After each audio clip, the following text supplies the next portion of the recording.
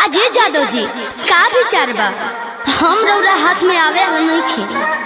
जाने हम बारूद हैं बारूद, हमें छूने की कोशिश करोगे तो जल जाओगे।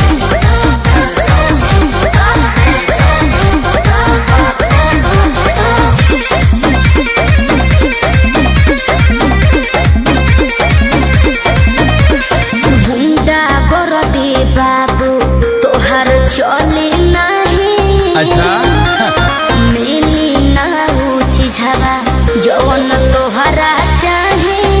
लेवे के पड़ी सीधे सीधे मनबू की, सीधे सीधे मनबू की गोली चलवैबू हो। नाच के मलकिनी जी कहाँ नाच के जईबू हो। कहियो ना कहियो जानो जी के छाछ मयईबू हो। नाच के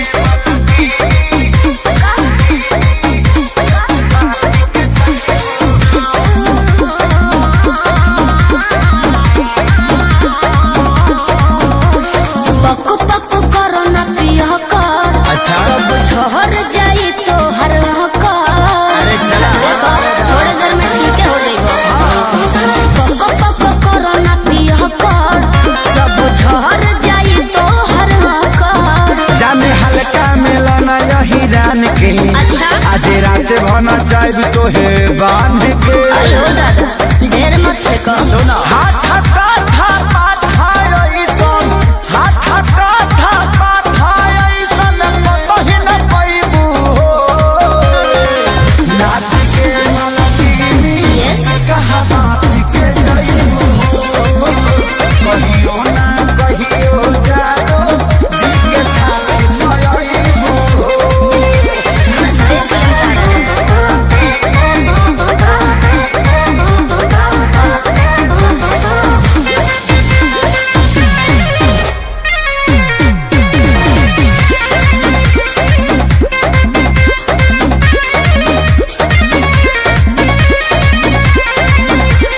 ढेरो ले बोले तोहरा लेखा, तुझसे पार नहीं होई सीमा रेखा। अरे वो छुरी हुई है का बुझाओ तो कबो। अरे ढेरो ले बोले तोहरा लेखा, तुझसे पार नहीं होई सीमा रेखा।